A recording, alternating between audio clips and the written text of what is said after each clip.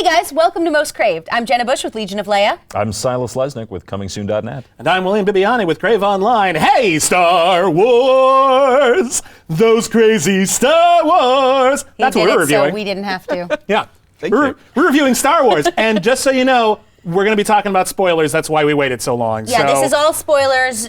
So if you have not seen the movie... Our camera guy has not yet seen the movie. So if you hear anyone go, oh, crap, that's him, and we're sorry about that. But we've all seen the movie, and overall, I think we dig it. Yeah. I loved it. Loved it. No one is surprised by this, I'm quite certain. What would it have taken for you not to love it? Oh, there are so many things that could have gone wrong. Okay. So many things that could have gone wrong. But I absolutely did. I think I love all the main characters, and one of the things that I love the most about it were the connections between characters, the chemistry that they had. That's something that we've really been missing in the prequels, I think. There's a lot of genuine... chemistry in the prequels. There's no chemistry in the prequels. I've just rewatched them. They're really, really just everyone's sort of talking at something. There's not a lot of give and take. Yeah. There's not a lot of personality. And the characters in this movie, this isn't a Pinter play, but like they're still kind of broad. But they have genuine emotions. They respond to things in a natural way. They're funny. John Boyega is so freaking funny. They're funny. They're funny again. This has the spirit of that, where it feels like that was the thing I loved about the original Star Wars. It was a fantasy environment in which everything felt very real. Yeah. Even if it didn't hold up to close scrutiny, it felt very, very real. And this one captures that. Yeah. I particularly loved. Of course, I loved Rey. I loved how capable she was in that, like, hey, you know what, this movie with this amazing female character who knows tech did so well. Just throwing that out there. But I thought Daisy Ridley was phenomenal. I really thought she was wonderful. She was very charismatic, and I think this is a good segue to talk about one of the reactions people have had online, which I would like to congratulate everyone online for learning the expression Mary Sue this weekend. Now, let me explain what it actually means. Because everyone's saying this like it's the most horrible thing in the world. The idea that Rey is good at a lot of stuff and that she's doesn't really have a lot of flaws. And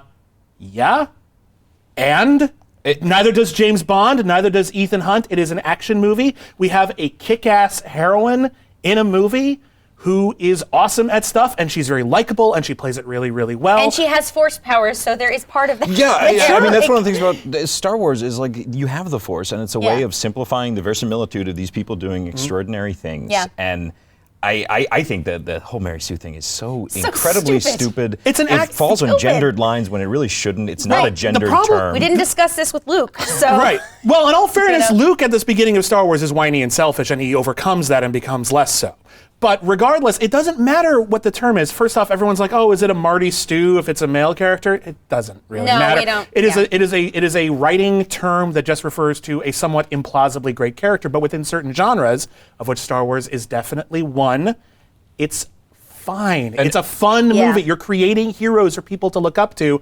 If she had nothing interesting to say or do, then it might be a stinker. But it's great. I got no problem. Bella in Twilight is a Mary Sue. Absolutely. There's plenty. Mary Sue was a term in Star Trek fan fiction in the 60s. There was a woman that was writing Star Trek fan fiction, and she would put herself, and she was on the Enterprise, and it was like, well, the Enterprise is going to do something, and she's as smart as Spock, and like as brave as Kirk, and as knowledgeable as Dr. McCoy, and nobody wants to see a character that does everything in the movie. I don't think Rey is that. Well, in all fairness, Mary Sue is sort of a nebulous term. It's sort of like film noir. It was applied kind of after the fact into a lot of things, and there's no like specific criteria. Well, that's what it is. That was the criteria. character named Mary Sue. I know, but my point is that it's now used in its use as a descriptor within a writing jargon. There are things you can be a Mary Sue without hitting every single one of the original Mary Sue bullet points. Just like you can be a film noir if you don't have chiaroscuro black and white lighting. The trouble is it's just classifying things into genres, and it's a waste of time because only a Sith deals in absolutes.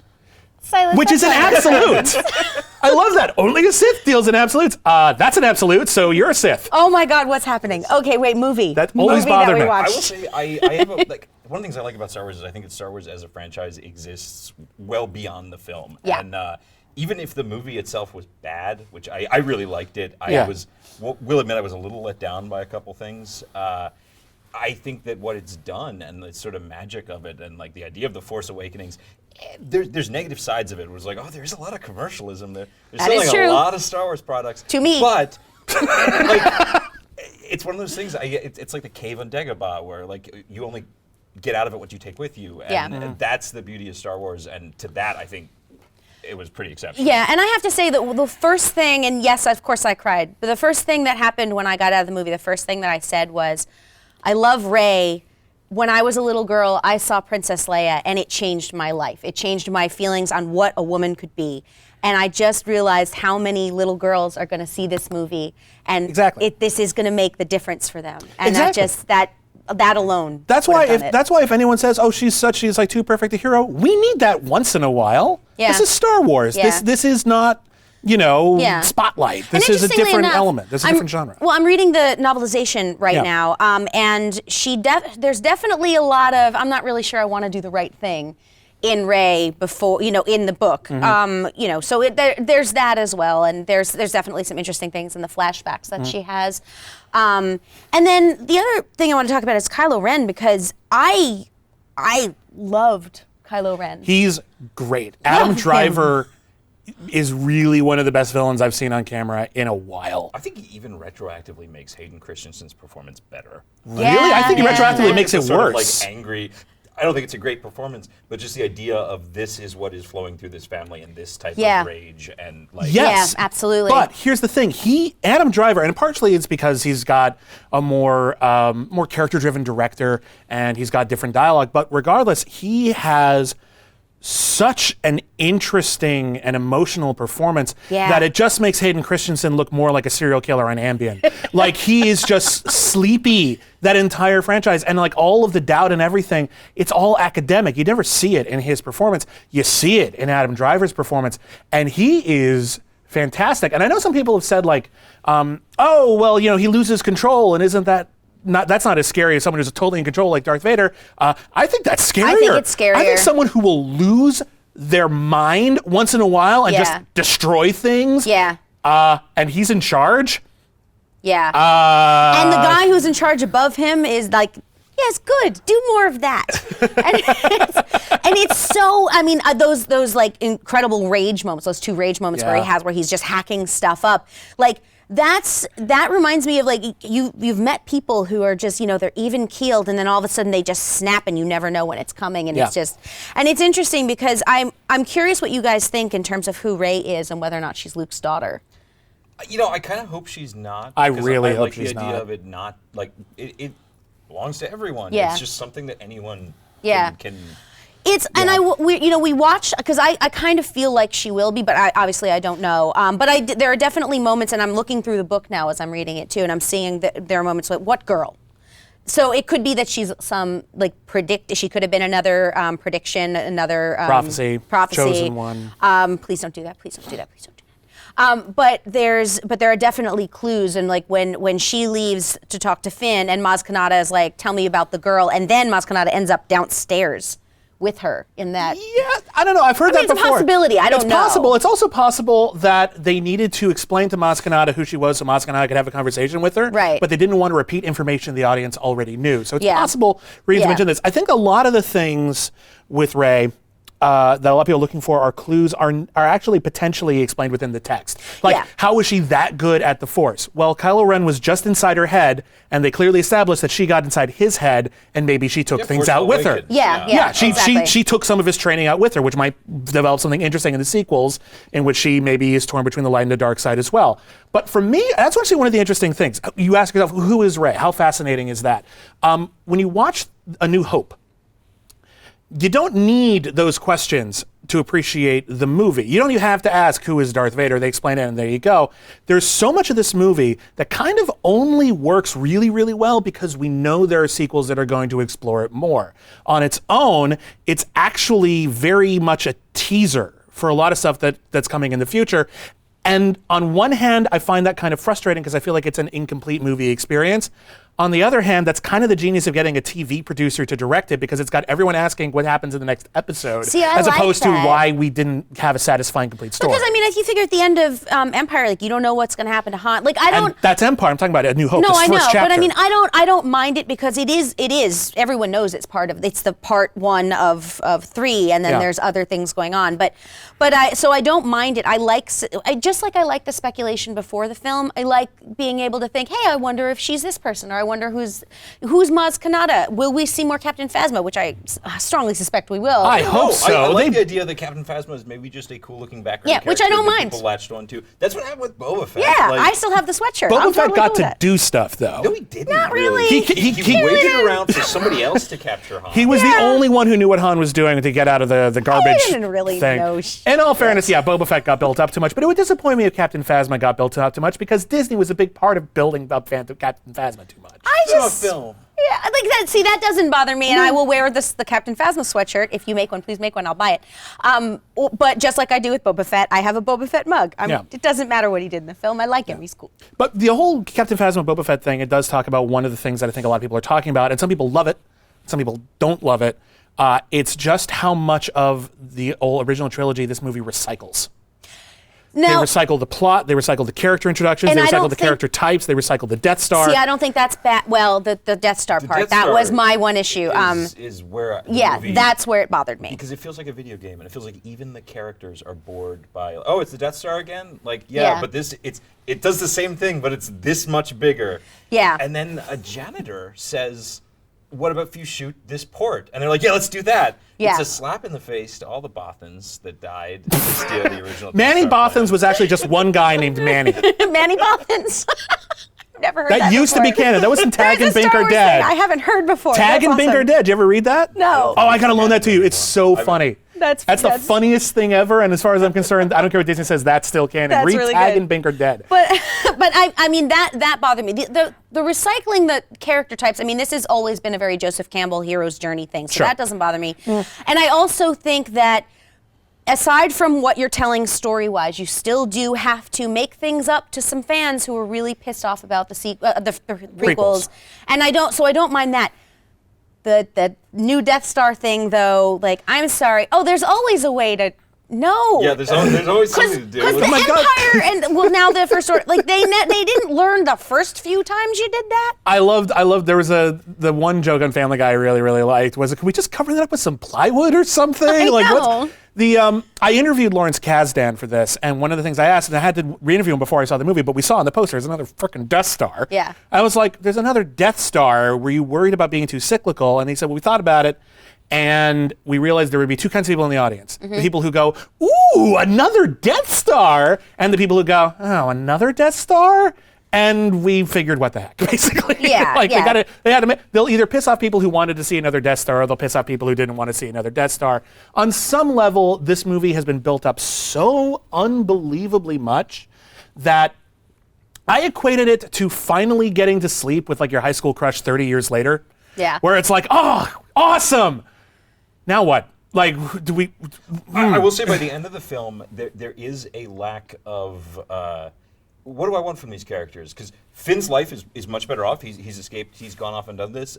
Rey, it'd be cool to see her be trained, but she's honestly doing just fine on her own. Yep. It's pretty complete. I don't know what to want next. See, that's my thing. I feel like Finn has a really interesting character setup, but for the most part, a lot of the new characters, they're just kind of awesome, and then the movie's over. Like Poe Dameron. Love him. Oscar Isaac is charming as hell. What's he about? What does he want? My feeling is that this you kind of had to set it up in this manner, and now we can go. Yeah, I don't think wanting more is a bad thing. Yeah. I will say that the movie ends on a moment that is. It just is unfulfilling. Like the twist that Luke Skywalker is not really in the movie is not fun. Yeah. Like they make Monty Python's are not appearing in this film. Yeah. That's actually, no, it's true. Like there's certain things, and that's only interesting and satisfying because you know there'll be another one. But they still have to work as individual installments, don't they? We call these episodes. Don't individual episodes of a show have to work? Well, and I think it does. Yeah, I think if you look at it does. as about being these other people and It is a fun movie. It's very fun. I will say there is that impatient, I want more and I want it now, and that's not necessarily a good thing in an audience member, but I can't deny that it's there. And for me, I just wanted, I feel like this movie would have hit me a lot harder if J.J. Abrams would have slowed down enough for the characters to actually talk more. There's a couple of key scenes, obviously, but there's so much of this movie where I don't really have an emotional connection to anyone. I'm just, and now we're on this ship, and there are monsters, and now we're on this planet, see, and I blah. love that. I thought it was fun. That's fun, but I'm not very involved. To J.J. Abrams' credit, he wanted another 6 months to work on the movie. Yeah, that's true. He did an incredible job for the short. In the amount of time, within 3 years, this movie was conceived, written, rewritten from Cast. scratch, and directed and granted, yes, with practical effects. A lot of practical effects. I mean, just I'm still blown away. They gave us that big close up of that giant monster butt on Jakku. I like that. That was like a very earnest, like, George Lucas really probably would have done that. It felt like a nice nod, frankly. It was I thought fun. it was cute. It made me happy. I liked the sort of middle finger they gave to the original prequel trilogy by blowing up Coruscant. It's like, hey, that wasn't Coruscant. No. It looked like Coruscant. They said it was the home of the Republic. No, That's Coruscant. It's a different system. How much cooler How do would we it have know been that? if it was just a planet and we saw the Empire basically doing the strike from A New Hope, but it was the Empire attacking the Death Star, except it's a planet that is like what's running the New Republic. Yeah. It would have been a cooler way to invert things. Well, I'm still a little hazy on the actual state of affairs politically in this galaxy. Yeah. Is the Empire actually in charge still? The thing is, I don't know how much you really know that if you just watched A New Hope and didn't see anything else. I don't know if you understand. Well, they They did all the political stuff in the prequels. No, they did it. They say at the beginning of New Hope, hey, there's an emperor and he just dissolved the Senate and now we're a fascist regime. They're just in charge of everything. But you don't really know that much. And you do hear that like the Republic is still like it's running stuff and the New Order is rising at the same time. That's the thing. That's a little hazy. hazy. In the first one, it's clearly it's just a fascistic imperial empire. There may be other people operating under their own auspices, but this is clearly emperor. It's kind of specific. He runs an empire. We're in an empire. We don't like the emperor. We'll fight the emperor. Easy. Got it. Understood. Politics are complicated. I do want to say something about BB-8 though, because you kept telling me that I was going to end up hating BB-8, and But he's BB great. Shut up. Oh, Silas. Oh, sweetie. No, I love BB-8, and I particularly liked the moment where he was tapping his little head on R2-D2. That made me happy. There were like little tiny moments that really stuck out, like when Chewbacca keeps handing Han his jacket. Like, you're going to be cold. Have this. I did find that there's not a lot of spaceships in the movie that we haven't seen before. And to me, that was one of the fun things about Star Wars, was seeing all these crazy designs. And we really don't get any spaceships outside of X-Wings and TIE fighters. Yeah. Well, imagine the Star Killer is technically a spaceship. It can move. It's a bigger Death Star. I like that it has its own atmosphere, though. I like that it actually has a planet on it. Like, I thought that was kind of neat. I feel like it's just so, like, it would have been cooler if, like, it's powered by a star and we can, like, depower the star and render it useless. Well, why can't it be a Dyson sphere? Could be a Dyson sphere. You know, I would also like to point out that the Empire has terrible building techniques because all of their bridges have no rails. They've never had railings. They've never had railings. Go back to New Hope. Oh, no, no railing. No, they never have railings. No, I'm just saying they're not good at bridges. What I love about this movie, and I'm going to say this, what I love about this movie is that they finally answer the lingering question from Clerks: Can a stormtrooper install a toilet man? Because Finn works in sanitation. So yes. So he knows how to blow up the Star Killer. He does. Yeah, of course. Of course. Done. And the moment where the whole death of Han Solo, just that was. I knew it was coming. Why did you name him Ben?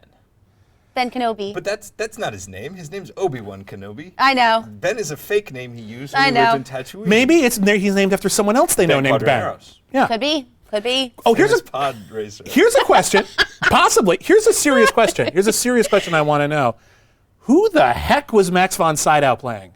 Presumably somebody with connections. Lor Santeca. His name is Lor Santeca. And why is they say that he's important, but they give absolutely no explanation for why that is. Well, there's a little bit in the book, but it's someone that my guess is just like with A New Hope, where we are dropped in the middle of a story.